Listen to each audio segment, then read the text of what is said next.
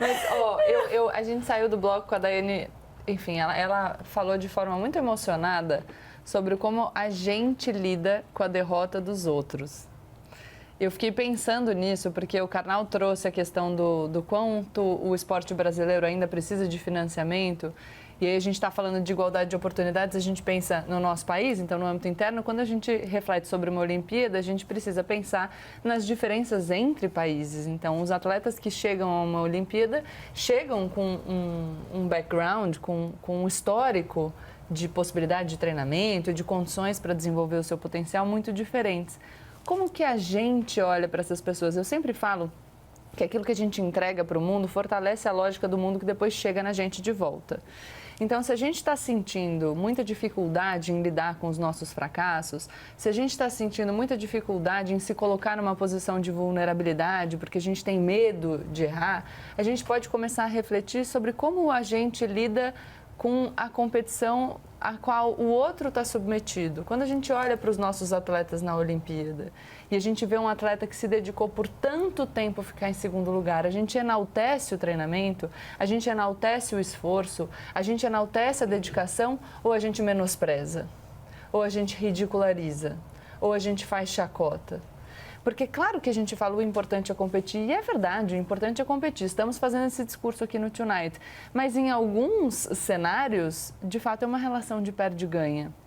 Quando o atleta depende muito para a vida profissional do atleta, se ele conseguiu ou não a medalha de primeiro lugar. Então, é claro que ele está lidando com uma frustração. Ele se preparou para aquilo durante 4 anos, como a Daiane falou.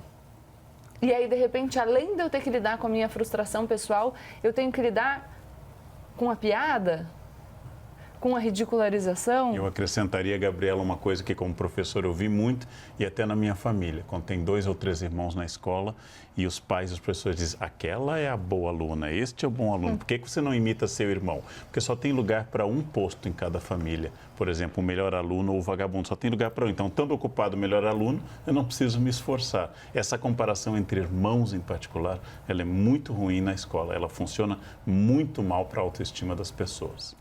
Bom, gente, vamos a um exemplo agora de competição que exigiu muito espírito esportivo dos participantes. Olha só o que aconteceu no concurso Miss Universo de 2015. Não sei se vocês lembram disso. O apresentador do evento anunciou, sem querer, a Miss Colômbia, Ariadna Gutierrez, como a vencedora. Mas, na verdade, os jurados escolheram outra Miss, a filipina Pia Alonso. Depois dessa saia justa, a coroa saiu da cabeça da colombiana, foi direto para a verdadeira vencedora. Essa foto aí, a gente viu isso também virar meme, as pessoas falaram muito sobre isso. Agora, o segundo lugar pode trazer uma frustração justamente porque o competidor chegou ali tão perto da vitória, mas não conseguiu. Em 2007, a Miss Brasil, Natália Guimarães, por pouco não recebeu o título da mulher mais bonita do Miss Universo. Ela foi a segunda colocada na competição e perdeu a coroa para a japonesa Ryu Mori. A Natália conversou com a gente e contou como encarou essa experiência. Olha só. É claro que quando eu comecei com os concursos de beleza, a expectativa era enorme em cima de mim. E eu também tinha, né, a minha própria expectativa. Eu também queria muito vencer, a vida estava apenas começando. Então, eu acredito que eu tive sim espírito esportivo, porque muitas vezes eu não cheguei na primeira colocação de um concurso.